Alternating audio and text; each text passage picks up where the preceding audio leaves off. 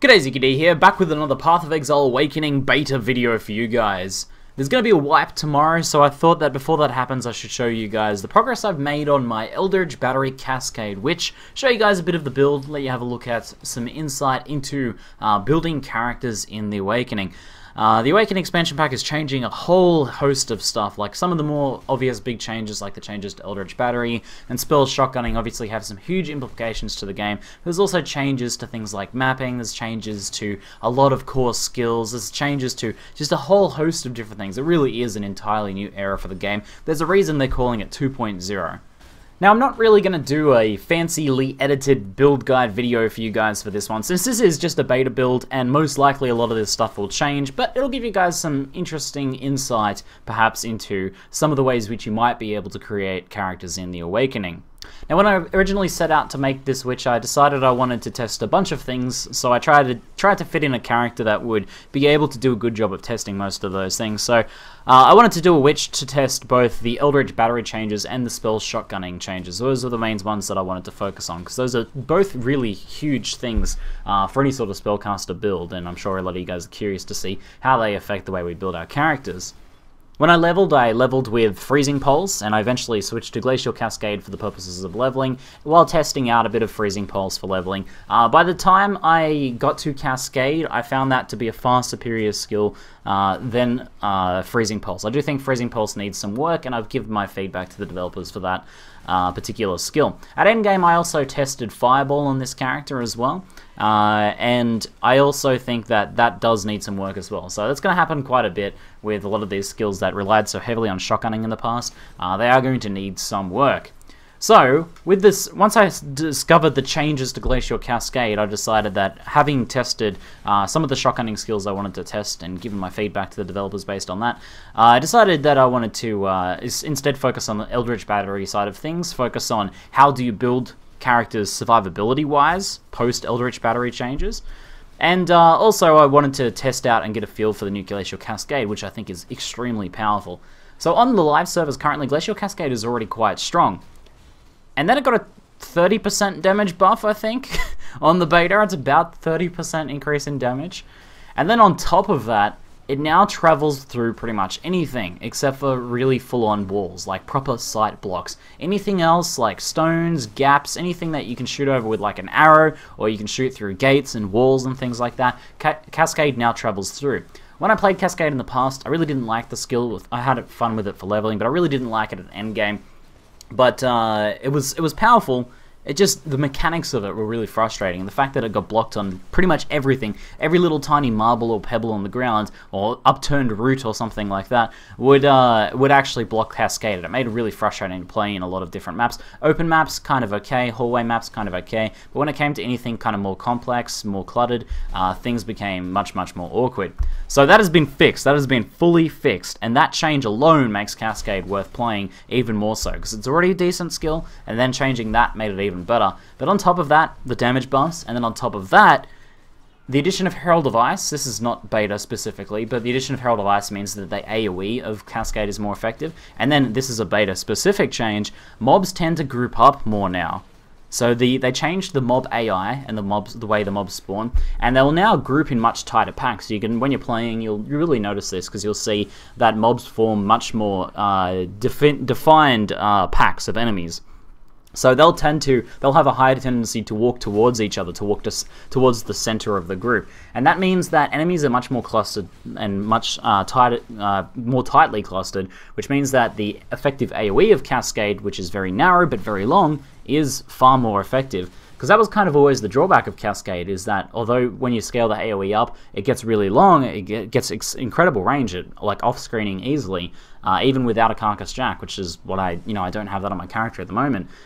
The width was never quite there, and you would have to kill every pack 3 times over, because you'd shoot once through the middle, then you have to shoot the left side of the pack, then you have to shoot the right side of the pack. That happens a lot less now, and the skill is just really, really good. If Cascade doesn't change anywhere else in the beta, it's going to be a very popular skill on live, and it's a lot of fun to play, and it is quite powerful. So this character is also testing out the Eldritch Battery changes. Now, before I get too in-depth into that, one of the core advantages of Eldritch Battery now, with its redesign, is the ability to run an extra aura, or the ability to run auras with very little investment. So it allows you to reserve all of your mana pool, or close thereto, and then not have to cast off mana, or not have to scale mana, or anything like that, and have to put only a little bit of investment into getting running. Eldritch Battery is in no way finished, and it needs a lot of work. I've discussed that in previous Eldritch Battery videos, and I do fully expect it'll be getting changed quite a bit throughout the beta, probably in tomorrow's wipe.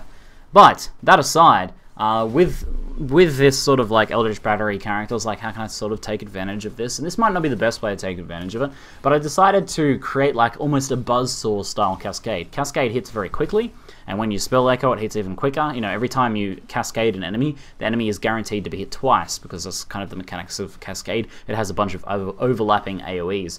Now, because of that, I was able to use Herald of Thunder, which adds flat lightning damage. I was able to use Herald of Ice, which adds flat ice damage and also explodes with ice damage as well. And then I was able to add Anger. Now, Anger has been changed. Both Anger and Wrath have been changed. Both of them now affect spells. Now, Wrath provides a percentage scaling of lightning, so I couldn't really use that, but Anger provides flat fire damage. So I'm running 3 auras that give flat elemental damage to Cascade. And that's kind of the way I wanted to scale my damage. A lot of cast speed, a lot of, you know, a bit of efficient spell damage here and there. Trying not to get too much elemental damage, but where I could, elemental damage over like specific elements, since I'm stacking different elements, and then a bit of crit scaling on top of that as well. Now this worked out very nicely. I was running a 3-link damage-wise. I was running, and that was not a good 3-link either, I was running Spell Echo, added lightning, and that was it. Linked to Cascade. And I was able to push well into maps. Now, I've since then upgraded to a 5-link, and I'm currently now running Life Leech, increased critical strikes, increased area of effect, and spell echo. So not the best setup. Like I opted for critical strikes over conk effect because I really dislike the reduced AoE, and yet the damage is still really good. It's partially thanks to the damage buff that Cascade has received, but also due to the fact that I can run an extra flat elemental damage aura that I couldn't run before. So that actually worked out quite nice, this idea of doing like a buzzsaw spell. And I think this idea could be played with a little bit further and taken a little bit further as well. So now let's talk about the current state of Eldritch Battery in the beta, and again, I fully expect this to change quite a bit, because Eldritch Battery in its current state in the beta is okay. You can work it, and it works pretty well on like budget characters, but it has limited late game scaling. For example, you can't take things like Vile Pact with it because it forces you into using Zealot's Oath. Invalesco and myself have both tested using like the Essence Surge style of managing Eldritch Battery ES, but it really doesn't work at this point. So there's going to be some changes that will be made in the beta, I'm 100% sure of it. But at the moment, I do have a working Eldritch Battery character in the beta, so this is sort of like a rough proof of concept that there are some ways that you can build to make it work, and it works out okay. As I said, this is like a pretty nice budget character. I've built this character entirely self-found essentially, because the beta has almost no trading going on. So all this gear, except for the 5-link, I found myself, and I was using before that, you know, a 4-link that I found myself anyway. So like you can use this currently to make a pretty effective budget character that has pretty good damage. So let's talk a little bit about what Eldritch Battery does currently. Eldritch Battery, instead of converting Energy Shield to mana, puts the Energy Shield pool on top of your mana. So instead of spending mana, you first spend any Energy Shield that is available, and that has the same mechanics that Energy Shield usually has. So as you cast your skill, the Energy Shield wears down, and then after a delay, it'll have a very rapid recharge. That's a delay of default by 6 seconds, which is quite long, and then it'll eventually recharge. That mechanic is not very friendly for spellcasting, so you kind of need to either reduce the delay by a significant amount, get it well below 2 seconds, or do things like use Zealot's Oath. Zealot's Oath is the way that I've found to effectively build an Eldritch Battery character in the beta currently, and what this does is it applies life regeneration to your Energy Shield. Now, with Zealot's Oath, I have 2.2% life regeneration on the tree, which is not enough to support my skill casting. As you can see, it's not regenerating at the same rate that I'm spending. Now, on mana, that would be really bad, because you usually only have a small amount of unreserved mana. Most people have like 100 to 200 maybe, and then you need to make sure that your regen exceeds or is very close to your spell casting so that you're not actually going out of mana, usually exceeding it by a decent margin so that you have enough time to regenerate. And that requires a bit of fine tuning and a fair bit of investment usually to sort of get that working, but you know, it depends on how you build your character. Oftentimes that's achieved with things like clarity and percent mana regen. Now the difference with energy shield is that you have a large pool of energy shield. It's very easy to get like 700 to 1000 energy shield. So that's a much larger pool, so it takes longer to wear that down.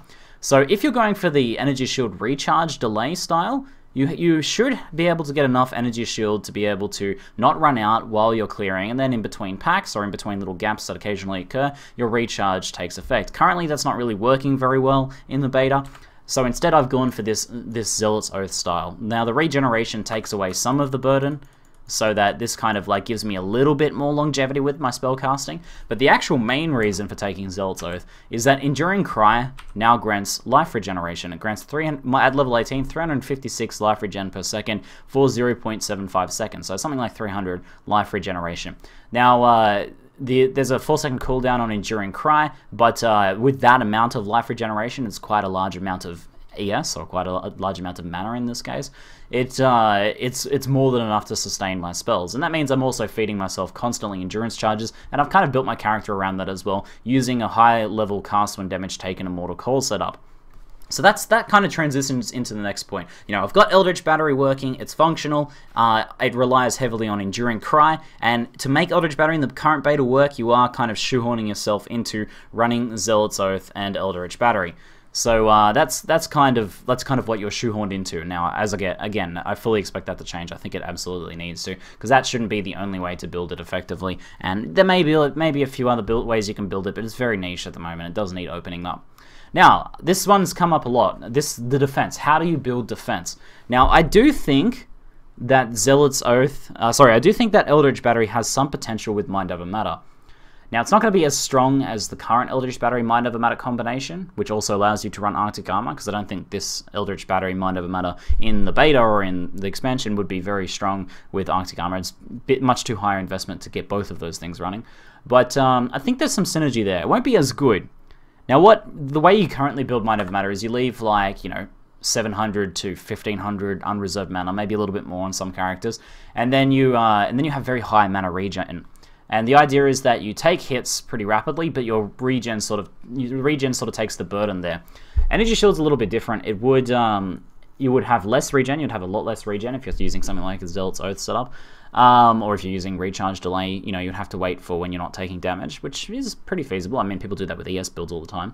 But you would have a much larger pool, so it's kind of like an interesting little trade-off there. Now, I can't really think yet on too many cases in which that would be worth it, but it is a potential option.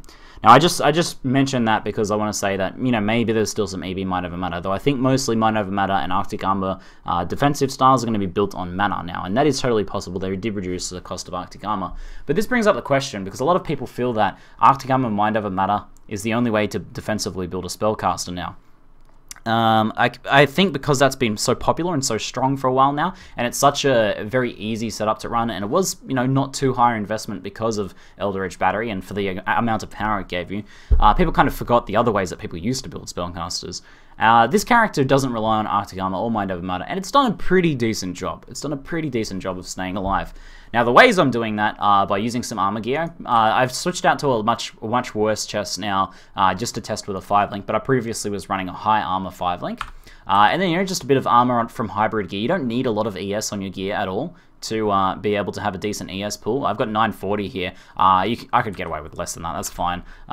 Or, just with better gear, because as I said, this is kind of self-found gear, you'd be able to do just fine. But stacking a bit of armor is the first step. That helps a little bit. That helps avoid some of the, that helps mitigate some of the damage. You could go the other route and stack a bit of evasion if you want to instead evade some of the damage, though I kind of like going armor because that also helps with physical spells.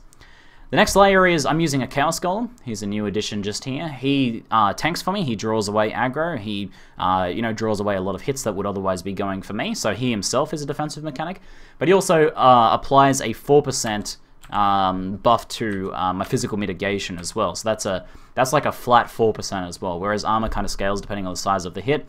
The Golem gives a flat 4%, so it's like I'm taking 96% of damage. Now, I also have 4 endurance charges. That didn't really take me too much investment. I was already getting this life. I just spent 2 points to get that one. I'm constantly casting Enduring Cry, so that gives me another 4%, each charge there for 4 charges.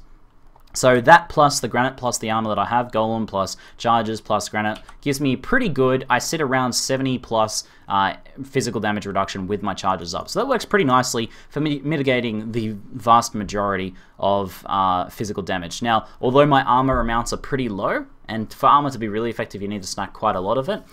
A lot of my physical damage mitigation is through flat percentage mitigation. So, you know, I mean like that golem mitigation and those endurance charges, which again function a little differently to armor. Now on top of that, I'm able to get a little bit of block. I have some spell block here on the tree. That was pretty nice to get. You know, I'm sitting at, you could get a lot more, but, you know, I'm sitting at just, what am I sitting at? Just the block from my shield, essentially, and a bit of spell block from the tree. So I got 26 and 7%. That's another defensive layering there, which helps out quite a bit. I'm also using Ground Slam linked to Fortify. This actually works really well because I'm scaling AoE on my character. It kind of synergizes pretty nicely with that. Now, it does take a little bit of time to use, but the defensive power of 25% mitigation from Fortify is really powerful. So I use that on more dangerous packs. And although my accuracy is really low, 61%, with Ground Slam hitting so many targets, it's pretty much every time I use it against a pack, I'm going to get that Fortify buff. Now I use Fortify to deal with dangerous packs, and I also use it to deal with Reflect, which is kind of nice as well. So 25% reduction to the amount of Reflect damage I take means that Reflect is essentially a non-issue, which would otherwise be a bit of an issue in some cases. So that's pretty nice. And then the final sort of layering there is, you know, your typical life setup as well. And of course, on top of that, since I'm an ice spellcaster, I'm also chilling and freezing enemies all the time. You know, killing or chilling or freezing enemies before they can get to you does help keep your survivability up quite a bit. So all this worked together, all this came together to form a pretty decently tanky character. I've been able to do some pretty decent levels of maps so far. You know, I'm pushing up into the maps have sort of changed quite a bit. You know, I've done some of the higher levels, 75, 76 that I've gotten to so far. Obviously, I haven't been able to test this in the highest levels of maps now. They go up to like 81 or something now. But you know, it's something that you could potentially take forwards with better gear, and it might well work. But I think there's some potential there. Now, the thing is that this is a very active playstyle. I mean, I use Enduring Cry all the time as I'm fighting. I use, you know, I have to make sure my golem's up. I use Ground Slam to get Fortify buffs. I stay active. I make sure I'm freezing enemies. It's a very active playstyle. Now, it's exceptionally fun. This, for me, has been one of the most fun characters I've played in a long time because it's so active. You really have to do everything to keep your character alive. Though that's not everyone's cup of tea. The Mind Over Matter Arctic Armor style very much keeps you alive. You don't have to do too much for it. It does all of the work for you in keeping you alive. This sort of character is much more active, and you keep it alive instead, with all of the different defensive mechanics that you have available to you. The good news is that you will still be able to build Arctic Armor Mind Over Matter based on mana. You might have to invest a little bit more than you had to without Eldritch Battery, but there is still that potential if you kind of want to go for your character looks after you, you know, the lazier defensive style, if instead of going for a more active one. So, you know, I just kind of wanted to show you that there are some other options out there for building a character, defensively speaking, and it can work out okay. So now, for you guys who are curious, I'll go quickly through my passive tree, what I've set up here, and I'll also go through my gear and links as well for you guys that are curious. So I started Witch, went through the cast speed, you know, trying to go for that buzzsaw style, picking up the nice crit here, and the AoE for Cascade is fantastic, and of course the life over there. Going up through the power charge, I am able to take advantage of this jewel here. I'm currently just using this Kobold jewel here that I managed to roll. That's okay. It's an additional block chance, bit of crit multi, and a bit of energy shield there as well. You can get some pretty insane jewels, so you can take advantage of a jewel pretty easily here and over here in this build. So there's some nice, easy to obtain 2 points to get a jewel setups just there. Coming down through here, obviously getting the life, coming through and getting Arcane Potency. Arcane Potency is not the best cluster, but you know, it's a bit of extra crit. Getting the power charges here, going in through Light of Divinity, very nice cast speed spell damage node, into Elementalist, which is you know, affecting all of my damage, trying to avoid things that are specific damage as much as I can. So for example, not getting cold damage, not getting the cold stuff in here, because I'm not just dealing cold damage, I'm dealing lightning and fire as well. And then into Retribution down through here, and Sanctity and the life regen here to help support Zealot's Oath. Over here we got the life. This Devotion is now increased effective auras. You know, it doesn't really affect too much in this character, but it's good life. And the Endurance charge over there. And then of course we have Eldritch Battery. Down over this side we have some nice crit. the life and energy shield, we have the extra power charge over here, some crit, coming through freeze since my highest amount of damage is cold, and down into coordination as well for cast speed. Pretty basic tree. The passive tree hasn't changed too much just yet in the beta. Mostly they've just added some dual sockets and changed some keystones and things. It will be changing more throughout the beta though, so I wouldn't expect this tree, if you were going to rebuild this character, to stay exactly the same. And of course, there might be other options instead of going Eldritch Battery, Zealot's Oath in the future, if they do improve Eldritch Battery, which I'm fairly certain they will.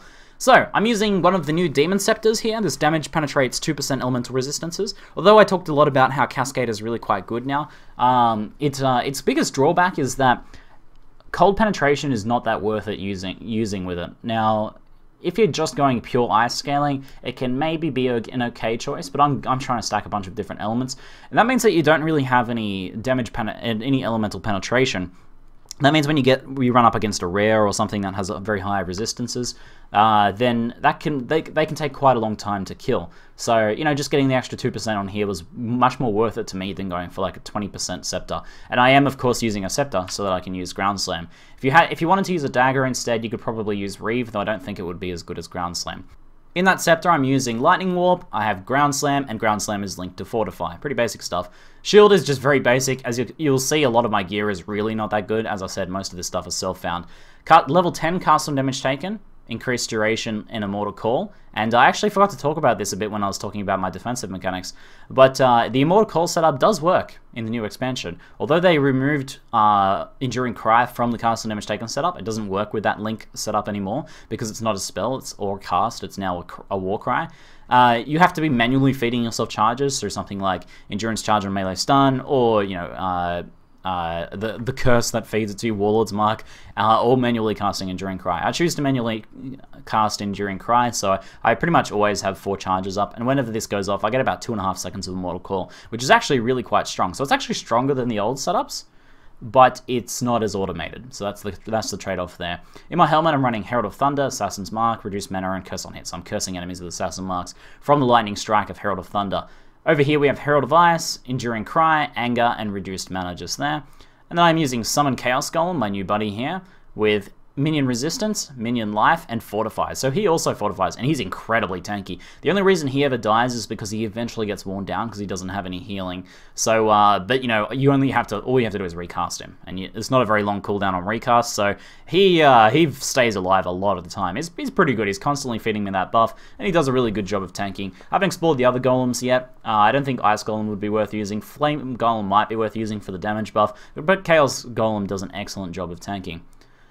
In the main 5-link, I'm using Glacial Cascade, Life Leech, Crit Chance, Increased AoE, and Spell Echo. I switch out sometimes Crit Chance for Conquer Effect for bosses and stuff like that. Conquer Effect is a much bigger damage boost. You can see, you know, 7k there, up to 10k.